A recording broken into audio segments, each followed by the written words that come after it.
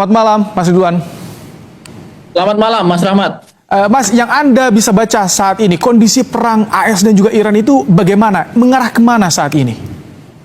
Ya, saat ini Amerika tampaknya makin kebingungan ya, karena baru saja kita mendapatkan informasi Joseph Kent atau National Counterterrorism Center Director atau Direktur Kontraterorismenya Amerika mengundurkan diri, Mas Rahmat. Baru saja, kira-kira ya 15 menit, 20 menit sebelum kita live ini, mengundurkan diri dan mengirimkan surat terbuka kepada Presiden Trump bahwa dia merasa Amerika akan kalah dalam perang melawan Iran. Artinya apa, Mas Ridwan?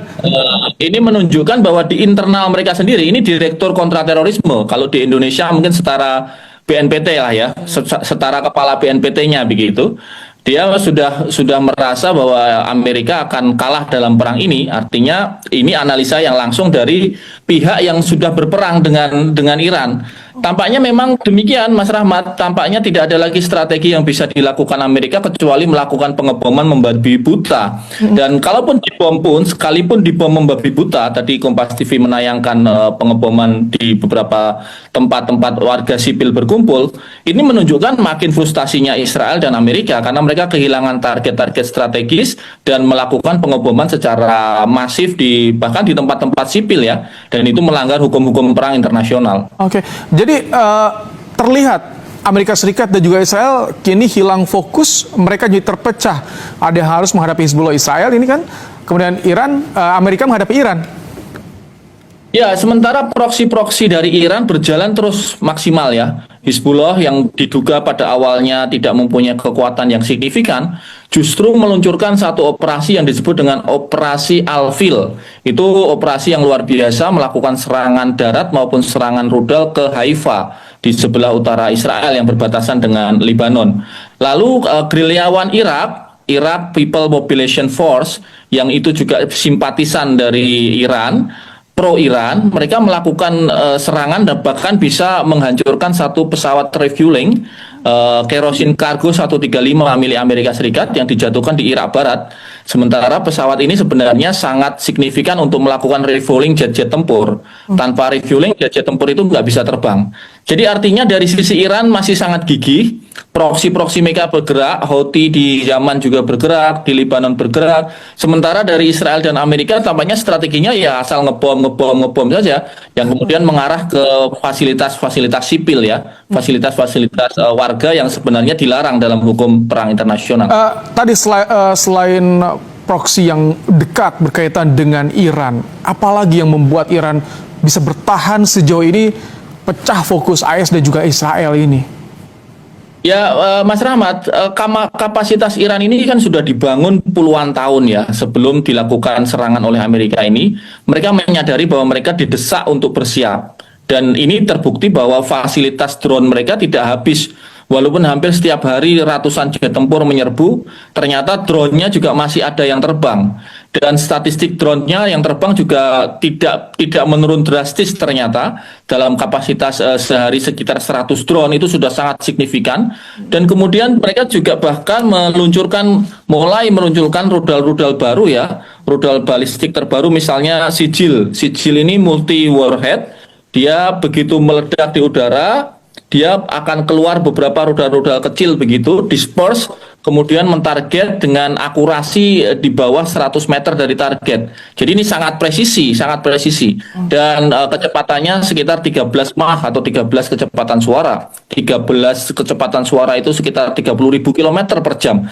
Artinya dengan 3 minggu ini ternyata kapasitas Iran tidak berkurang signifikan, warganya masih sangat resisten, warganya masih sangat militan, pemerintahnya masih fokus, dan tidak ada kesan-kesan sekalipun bahwa Iran akan kalah dalam perang kali ini. Oke.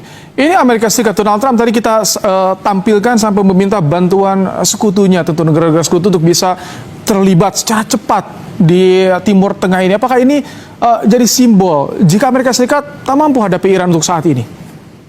Ya, sementara ini sebenarnya bukan tidak mampu, tetapi mereka kebingungan karena analisa mereka terkait dengan ideologi Irannya salah. Mereka berpikir ketika Ayatullah Ali Khamenei, pemimpin tertingginya itu wafat, dibunuh oleh serangan jet tempur itu, maka mentalitas tentara dan mentalitas warga Iran akan jatuh. Lalu rezimnya akan jatuh dan berganti ke pemerintahan baru yang pro Amerika. Tapi kan dugaan ini ternyata salah, karena walaupun misalnya Ali Hayatullah Khomeini wafat, itu ternyata tidak menyurutkan semangat rakyat, tentaranya masih gigih, menhannya dibunuh, muncul lagi penggantinya, penggantinya dibunuh, muncul lagi penggantinya, kemudian kolonel-kolonelnya juga dengan sangat gagah berani jumpa pers dengan kantor media mereka ya, bahkan jumpa pers dengan bahasa Inggris ya, untuk menyindir Trump bahwa Trump itu cukup dihadapi level kolonel untuk Iran begitu. Jadi ini memang luar biasa saya kira pertarungan kubu Iran yang sampai hari ini masih sangat gigih. Sampai kapan, Mas Ridwan, ini kalau Anda melihat dengan kondisi yang terjadi saat ini, sampai kapan perang akan berakhir? Ya, sekarang Israel ini kan tampaknya mulai frustasi dengan tidak mau bergabungnya negara-negara Teluk melakukan serangan ya. Mereka kan berharap negara-negara Teluk itu ikut membantu Israel dan Amerika menekan Iran. Tetapi kan sebaliknya, negara-negara Teluk ini justru mereka menahan diri, bahkan para pengusaha-pengusaha besarnya itu menahan investasinya ke Amerika Serikat, dan ini menakutkan sekali buat ekonomi Amerika karena mereka sangat berharap dari investasi dari Timur Tengah. Tampaknya memang kalau pertanyaan Mas Rahmat Ibrahim tadi sampai kapan, Iran ini kan menunggu perang darat terjadi. Ini yang disampaikan oleh Menteri Luar Negerinya Araghchi di dalam wawancara media internasional. Dia mengatakan Iran siap menunggu tentara Israel dan tentara Amerika masuk ke Iran untuk perang darat. Dan kalau itu terjadi ya saya kira bisa dalam hitungan bulan ya, mungkin 3 sampai 6 bulan akan terus berlangsung perang ini. Mas Ridwan, mengapa negara sekutu yang tidak ingin langsung membantu, tidak menanggapi bantuan dari Amerika, permintaan bantuan dari Donald Trump? Ya, Donald Trump meminta ada bantuan untuk membuka Selat Hormuz, tetapi ternyata pada faktanya mayoritas dari negara-negara besar dunia itu menolak. Termasuk juga bahkan Inggris sekalipun dia menolak mengirimkan kapal perangnya. Australia menolak. Beberapa negara yang lain, apalagi negara-negara Eropa ya, memikirkan keselamatan negara mereka masing-masing. Jadi saya kira memang karakteristik Trump yang dianggap terlalu arogan, mendikte kepentingan internasional, ini yang kemudian membuat negara-negara itu tampaknya menahan diri, Mas Rahmat. Termasuk juga mereka memikirkan keselamatannya, keselamatan tentaranya dan awak kapal perang mereka sendiri.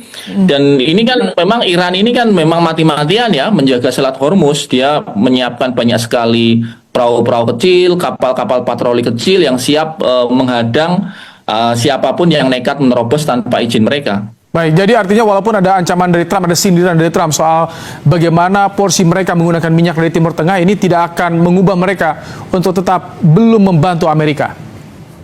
Ya, sampai hari ini kan nyatanya belum ada dukungan konkret ya. Bahkan beberapa pihak justru menyalahkan Trump ya, karena justru karena Trump lah mereka kesulitan sumber daya minyak. Dan tampaknya kalau ini terus-menerus tidak ada perubahan dari sisi sikap politik internasional negara-negara itu, ya Israel dan Amerika akan terkucilkan sendiri, dan Iran makin lama makin mendapatkan support dari negara-negara di kawasan Timur Tengah maupun di kawasan Eropa, bahkan Asia Pasifik. Baik, terima kasih Mas Ridwan Habib untuk pandangannya di program Kompas Malam hari ini, pengamat terorisme dan intelijen